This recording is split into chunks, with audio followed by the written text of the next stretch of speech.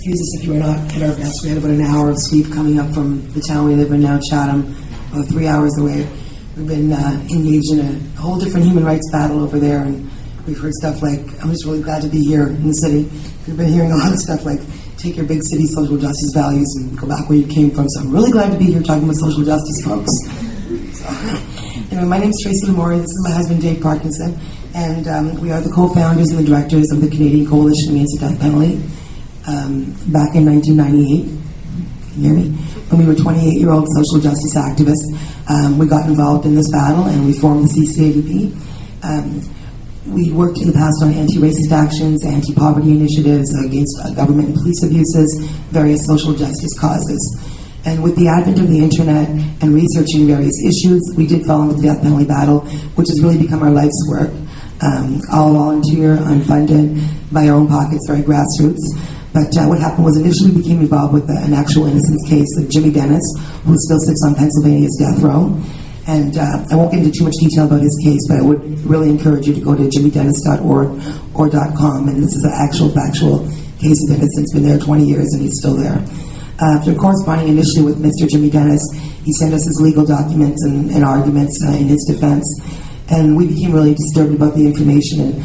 And it was our contention that if other activists like us saw this information, they'd be as disturbed as we were and hopefully be called to help. So what we did is we became the Canadian Coalition Against the Death Penalty, began a webpage outreach where essentially we began to offer death row prisoners around the world, regardless of guilt or innocence, space on our CCADP.org website, that's CCADP.org, in order to tell their stories, artwork, case information, their best efforts to reach us, basically.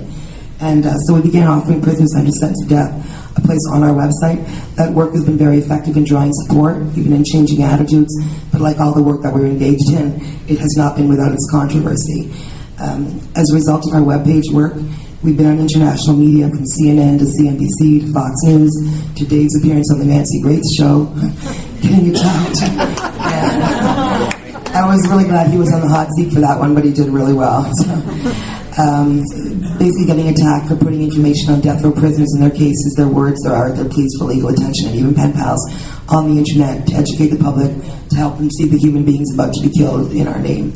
So Arizona even enacted legislature to stop our work when they put a law into place that actually attempted to punish prisoners whose cases appeared on third-party websites like our own, in an attempt to chill the speech of those like us who are advocating for prisoners. And after a precedent-setting battle in Arizona Supreme Court, a judge did end up ruling in our favor, the case of CCADP versus Stewart. And to quote the judge, he said, to do otherwise than to rule in our favor would, quote, do irreparable harm to the First Amendment. And he struck down that law. So we did that with the help of the ACLU's National Prison Project out of Washington. And again, that's a precedent-setting case. We've had other battles that have been more prison-based that are trying to do the same thing. And so far we haven't had the work of the ACLU. We hope to be able to draw them in. But going back for a quick moment to the inception of our work, in the early days we were involved with a case that AWIC also had a lot of involvement with, the attempt to save the life of Canadian Joseph Stanley Falder, which of course made international news in those days. By 1998, Falder had been on death row in Texas for almost 2 decades without his family ever having heard about that, and without his Geneva Convention rights under international law being respected at arrest and trial. So we got in touch with Falder's family. We made a webpage about his case, and along with AIDWORK, we were one of the first organizations to challenge Bush on international, and George Bush was governor at the time in Texas, on international human rights issues like the Geneva Convention while he was governor. And a lot of our activist work has been called everything from feisty to hardcore, but we're often able to do something a little bit different that ends up getting media attention and brings the issue to conversation around the office water cooler. So in 1998, when Governor George Bush insisted on going ahead with the execution of our citizen Joseph Stanley Falder, we at the CCADP initiated a tourist boycott of Texas, using the logic that since Texas was not following international law by executing a citizen of another country whose rights under the Geneva Convention had not been respected, that it was therefore unsafe and unadvisable for tourists to visit Texas. We also told international media that Governor Bush, who everyone knew at the time was considering a run for president, should not be considered for president, as he obviously wouldn't follow international laws because he couldn't do it as governor. At a press conference in Austin, Governor Bush was confronted with my words, I'm really proud of it, directly, when a reporter from NPR, National Public Radio, asked him, what do you say to Canadian human rights activist Tracy Lamourie, who says that you wouldn't follow international law and the tourist boycott over the execution of Stan Falder? Bush's response to the direct question about me was, no one is going to threaten the governor of the state of Texas. So, a shining moment, kind of fun to remember when we were thorn in George W. Bush's side. But ultimately, execution of Bush did execute Falder. But our boycott made international news. Texas changed its slogan from Texas, it's like a whole other country. And a lot of people thought it was because before our boycott, we were using that slogan and adding, like a whole other country, Iran, Iraq, the Sudan. And they didn't like that. And they ended up spending a lot of money to revamp this slogan into something completely different and instigate a Canucks Bucks program where they started taking the Canadian dollar and power to encourage tourism again. The next time Bush heard from us was during the high-profile execution of Shaka Sankofa, born Gary Graham, in Texas in 2000, right around the time when Bush was about to run for president. The Shaka's case garnered a lot of international attention. Songs were written about him. Bianca Jagger and Jesse Jackson were there at his execution. Shaka was an activist prisoner who insisted he was innocent and that he was not going to submit quietly as so many do. No, Shaka vowed to fight to the very last breath. He wanted his execution to be loud, he wanted to be noticed, he wanted to stop the craziness, and he wanted to make a difference. So we decided to help him do that.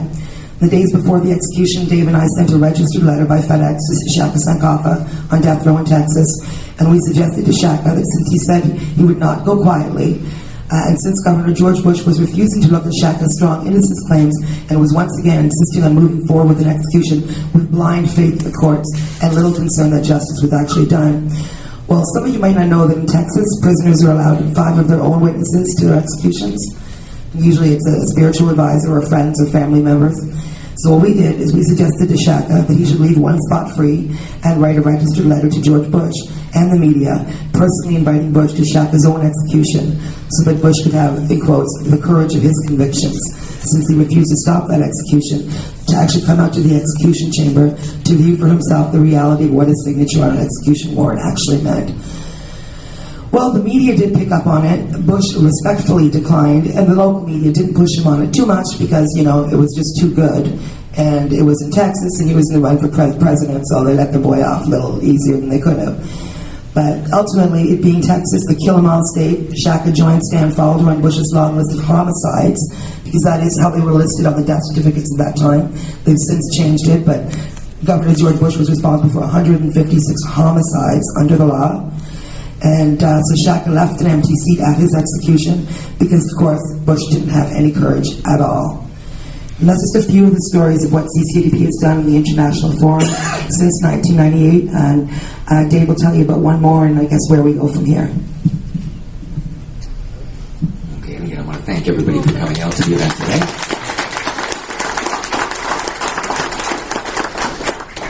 I thank Tracy as well.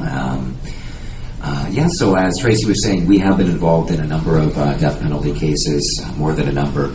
Since our inception in 1998, we've grown to over 1,000 death row prisoners who have a presence online. And because of the work that we've been doing, other organizations around the world, in the United States, Europe, and other parts of the world, have been duplicating and mimicking our behavior. And if you do nowadays a search for anyone who's rightly or wrongfully convicted, who is under sentence of death, you will find thousands and thousands and thousands of prisoners' pages online as a result of what we began initiating back in 1998.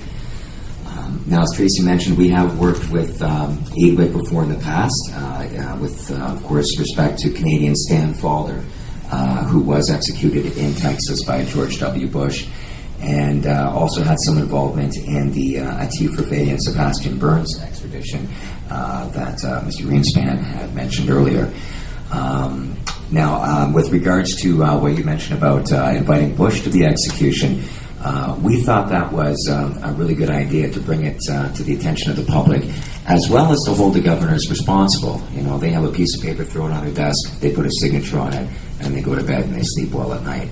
We wanted to stop them sleeping well at night. So not only have, with a number of different execution dates that have been sent, had Governor Bush invited, also Governor Jeb Bush in Florida, Current Governor Rick Perry in Texas and former Governor Barnes in Georgia have also received invites from death row prisoners who were facing execution as well. So we could try and turn up the heat in the state and also make the governors realize that at the end of the day, you are putting somebody to death.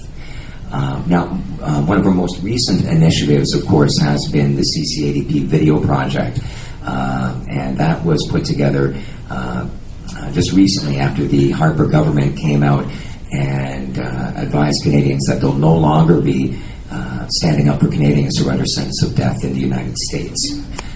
There is a Canadian on death row in Montana currently, and that's what initiated our CCADP video project when we found out the direction that Harper was taking on this issue. Many of the people that we spoke to are actually here tonight, and what we have done is compile statements from some predominant Canadians about why Canada should not be going in that direction and what we need to do to stop it. And as the opening statements mentioned today, although legally it may be difficult for Stephen Harper to bring back capital punishment in Canada, he's going to try. And I think we all need to be on guard for the day that comes. We've seen what he's doing with the prison industrial complex, with crime rates at an all-time low. He wants to bring the prisoner population to an all-time high. And the death penalty is just part and parcel of that agenda. And although we haven't seen it brought up yet in its early days of government, I do expect that that issue is going to come forward in the not-too-distant future. Just in closing, I did want to mention, of course, that we've had, as I said, hundreds, over 1,000 now, death row prisoners who have written to us for a presence online to have a web page. One of them is actually here with us tonight, which is Juan Melendez. We received a letter from Juan back in. We received a letter, I believe it was originally at the end of 1998. We had the page up in early 1999 when he was still on death row in Florida, with all his claims of innocence and legal documentation that he'd sent us. Fortunately, Juan is one of the few people who has been exonerated and is no longer on death row. But I would encourage everyone here to check out our website at ccadp.org, as well as Jimmy Dennis's website at jimmydennis.com. To see numerous faces and cases of individuals who are still under sentence of death, both in the United States and in many jurisdictions around the world where we are able to communicate with them by mail. I guess in closing, I just want to say that we do need to be on the lookout for Stephen Harper bringing back the death penalty. And again, as has been mentioned, it may be difficult legally for him to do so, but don't expect that to stop him.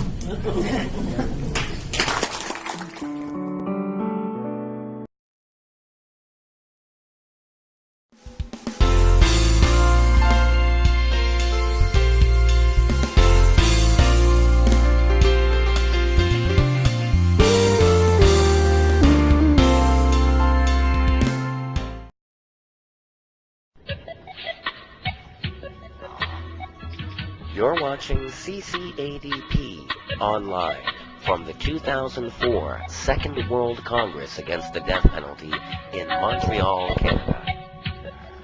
Hosted by Dave Parkinson and Tracy Lamourie of the Canadian Coalition Against the Death Penalty.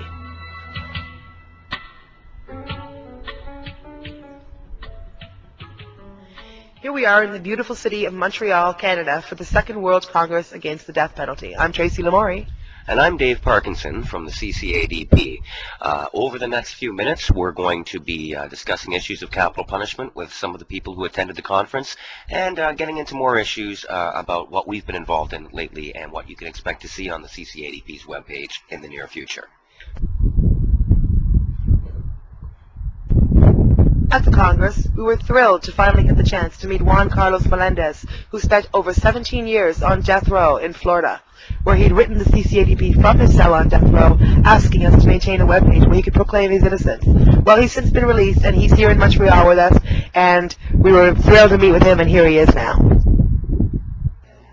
And we're here at the Second World Congress Against the Death Penalty, and today we're speaking with Juan Melendez, who actually had a webpage with the CCADP while he was still incarcerated on Florida's death row. Juan, of course, is now out, and we're here with him today at the Second World Congress Against the Death Penalty. How are you doing today, Juan? I'm doing very good, very happy to be here. And I'm more happy because they gave me the chance to thank the Canadian collusion to appeal to abolish the death penalty. Very particular, my friend Dave and Tracy. Well, thank you. Well, we're glad to see you here and off of the row finally. We wanted to find out if there's anything that you would suggest to people who are visiting our website or who have an interest in helping death row prisoners. What's the best thing that people out there can do to help people who are in the same situation that you were for all those years?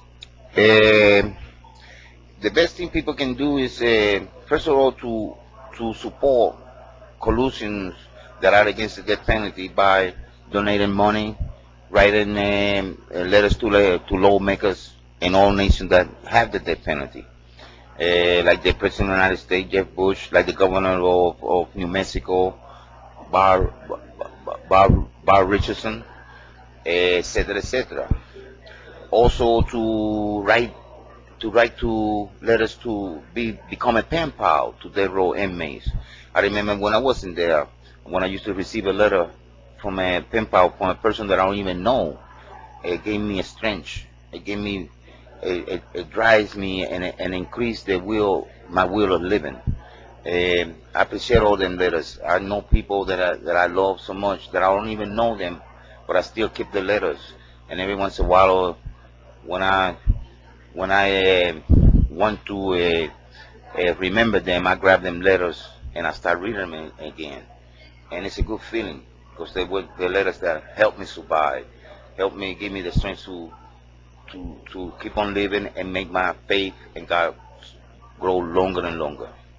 So you would encourage people who visit our webpage to contact prisoners on our webpage and to communicate with them, and that this would build up their strength and help them through the predicament that they're facing.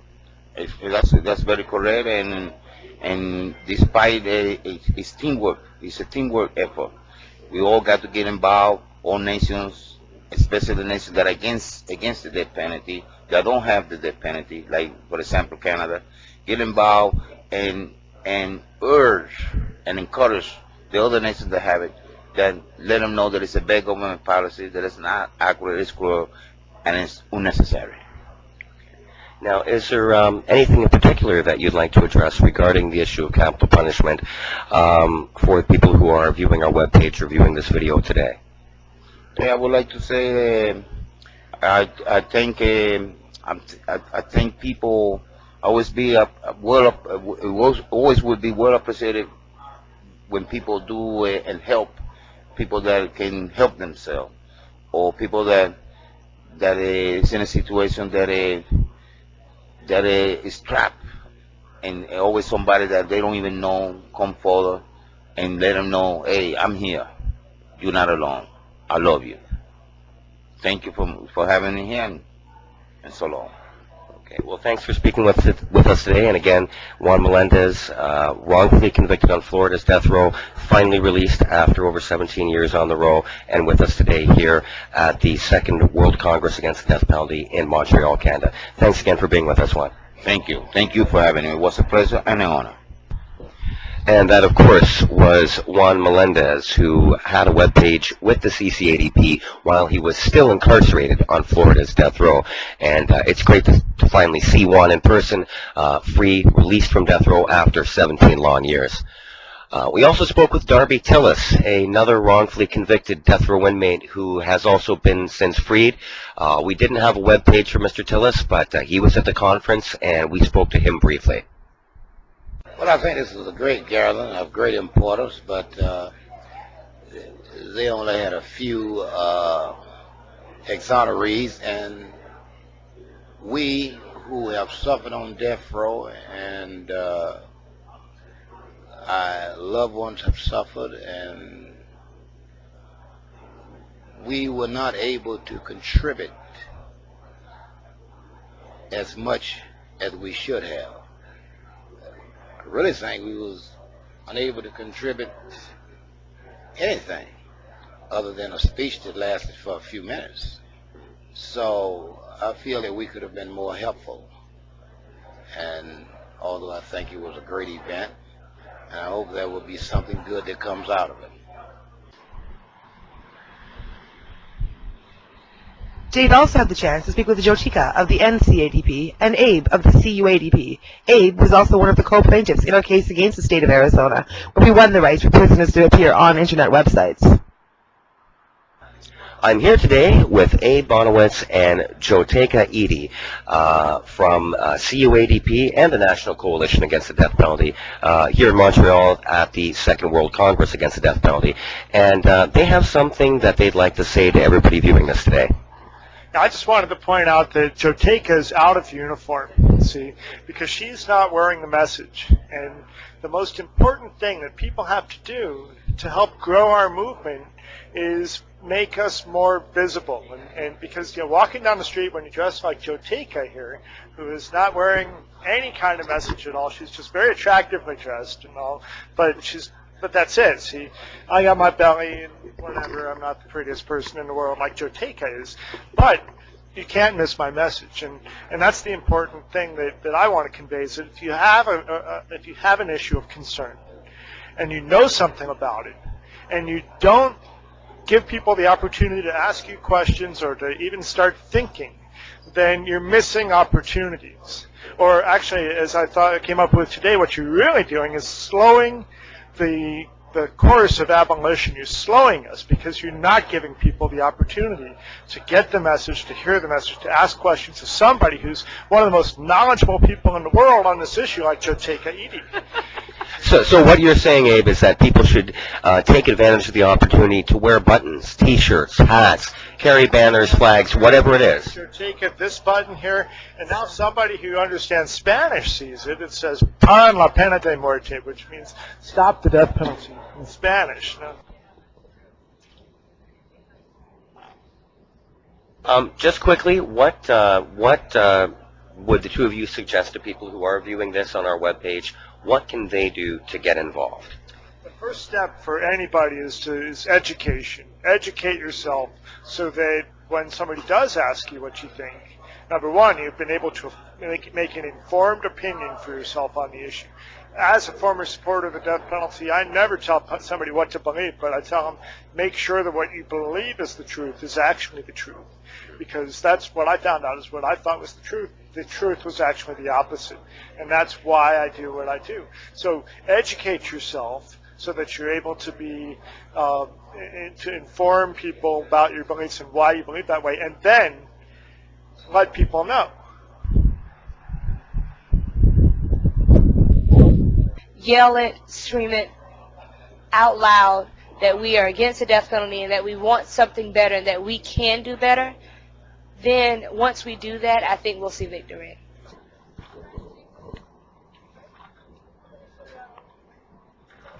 And once again, if people want to, if Joteka wants to get those T-shirts, again, it's cuadp.org or ncdap.org. And if you're going to be here tomorrow, find me because I'll be wearing a nice, snazzy T-shirt that I brought along. That's an abolitionist T-shirt. Okay. Abolition wear, as we call it. Well, it's been great speaking with the two of you today, and thanks again for your continued work against capital punishment.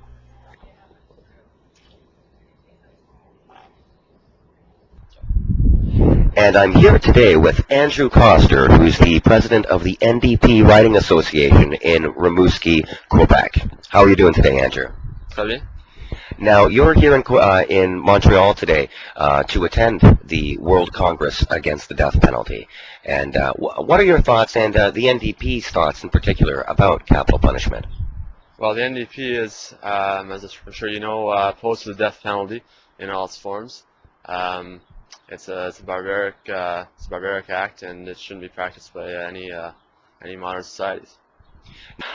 Is there anything else that you have to say to our viewers out there, Mr. Koster?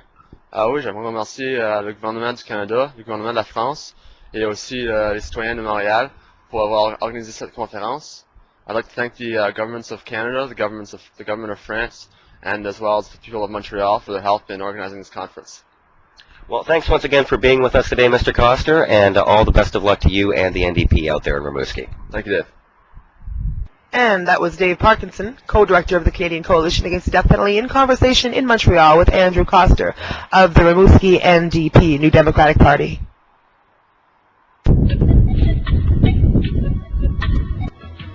Today's program has been brought to you by the Canadian Coalition Against the Death Penalty. Special thanks going out to exonerated death row prisoners Juan Melendez from Florida, Darby Tillis from Illinois, fellow abolitionist Abe Bonowitz from Florida, and Joteka Edie from the NCADP, and the president of the NDP Writing Association for Rimouski, Quebec, Andrew Coster. Music for today's program provided by executed Missouri death row prisoner Jesse Lee Wise. For more information, contact the Canadian Coalition Against the Death Penalty by visiting their website at ccadp.org.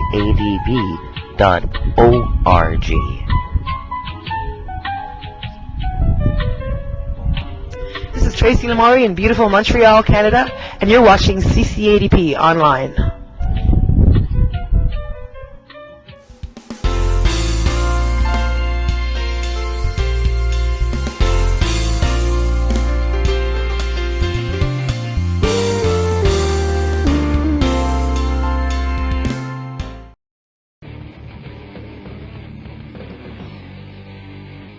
Yeah, welcome back to Fuel. Definitely, tonight's topics on Fuel have been went from the lighthearted beer tasting and tour to something very serious that affects everyone in this whole world, AIDS. And another thing that we're moving on to is something else that affects everyone here, and that's capital punishment reviews, pro or con.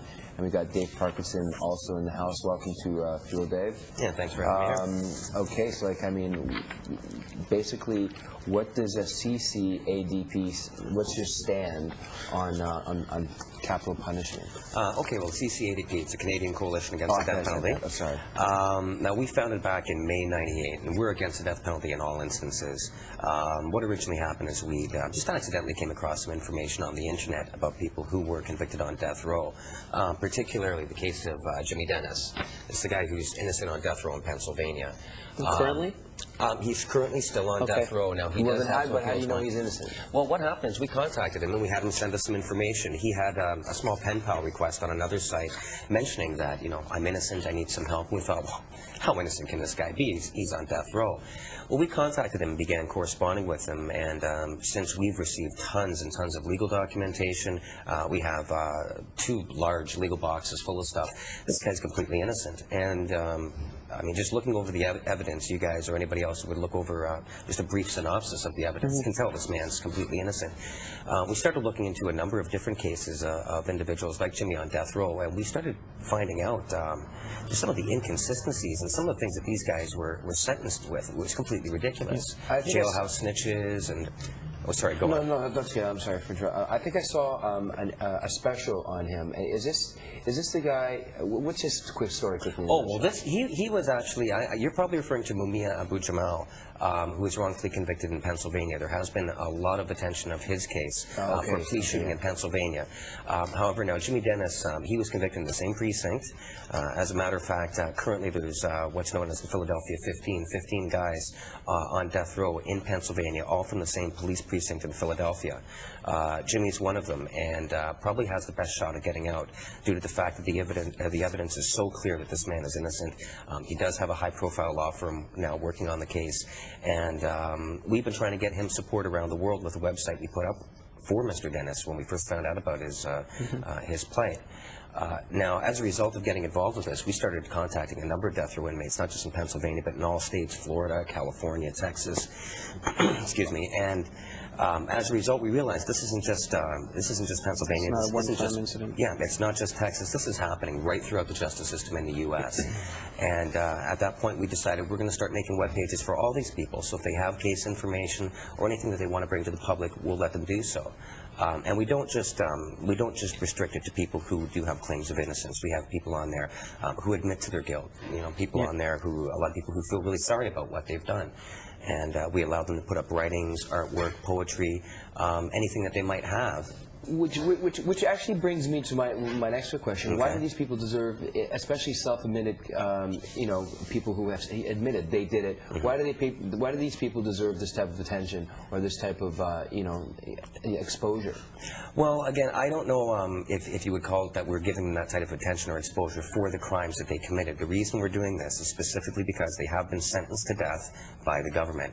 And the fact of the matter is, if they're going to have their life taken by the United States government for whatever reason, we think it's our right and the rights of all citizens to see exactly what these people are all about, not just from the prosecutor's point of view or from a skewed media perspective of the local townsfolk who might have covered the case, but from their own point of view. Allow them to say their own piece, regardless of how ridiculous their claims of innocence may be, or how screwed up these people really are. They're going to be killed. They're going to be put to death, and we think that at least society in general should have a chance to hear it from their side before. Arissa, what's going on? What's going on chat right now? Well, we have actually tons of topics. We've been talking about this the whole show, actually. Really, really interesting.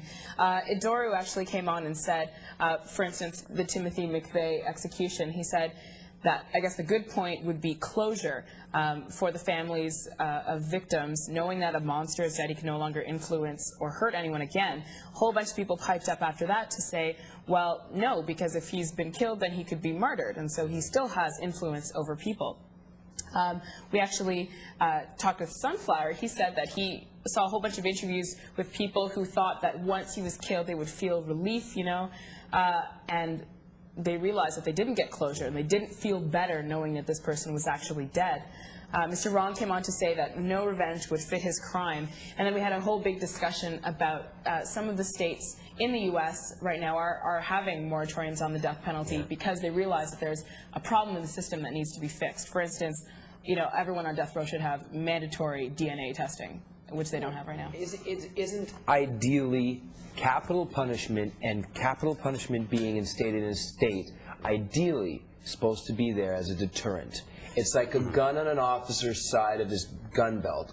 It's there as a deterrent, but it's also there for use, if need be or if warranted. So if people are out there going and committing crimes that they know they will be put to death for, part and parcel with knowing that, they deserve to go down. Is that worth the lives of the ones who may be put on death row with who are innocent? Okay, well, and if you look at the case of McVeigh today, he wanted to be executed.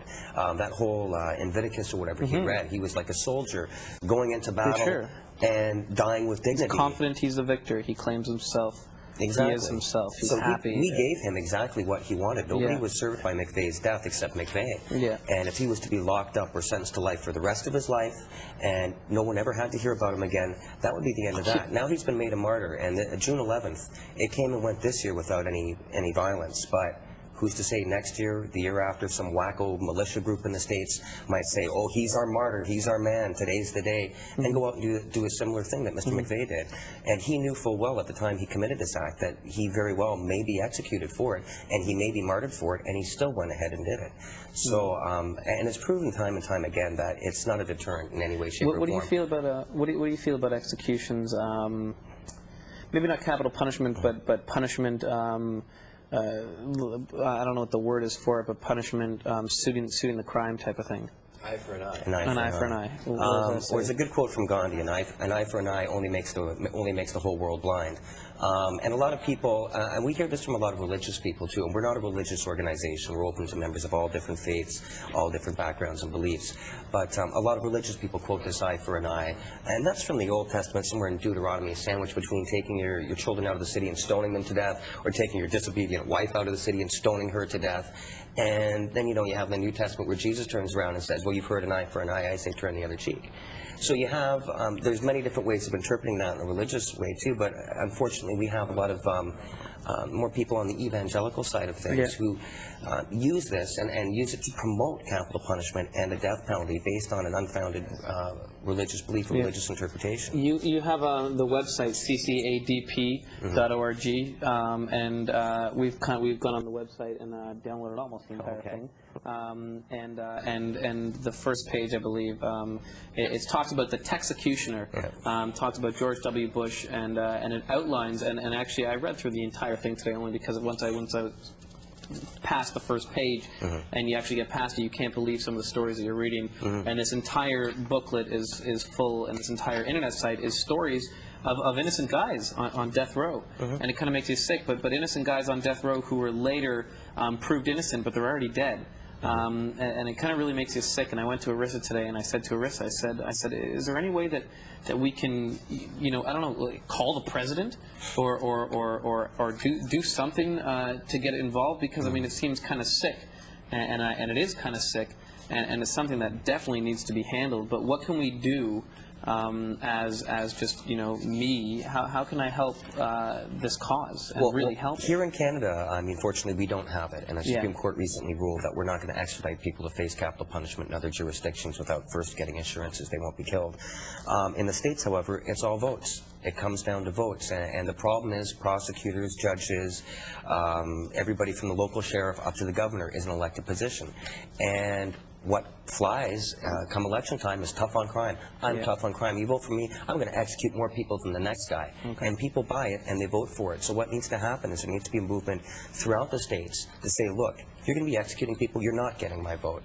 I'm voting for the person who's going to correct the flaws in the system so we don't have murderers out on the street, repeat violent offenders, people getting us angry at the justice system, so we want to kill them all and let God sort them out, so to speak. But correct the problems with the justice system. Give these people mandatory life sentences without the chance of parole so our society is protected. And if you're for that, then I'll vote for you. And as long as people can start putting that out to the prosecutors, judges, and politicians throughout the U.S., understand that, if they're not going to be supportive of capital punishment, they'll get reelected and they'll buy their votes, then it's going to turn. And folks, sorry, Trey. No, I was going to make a final comment.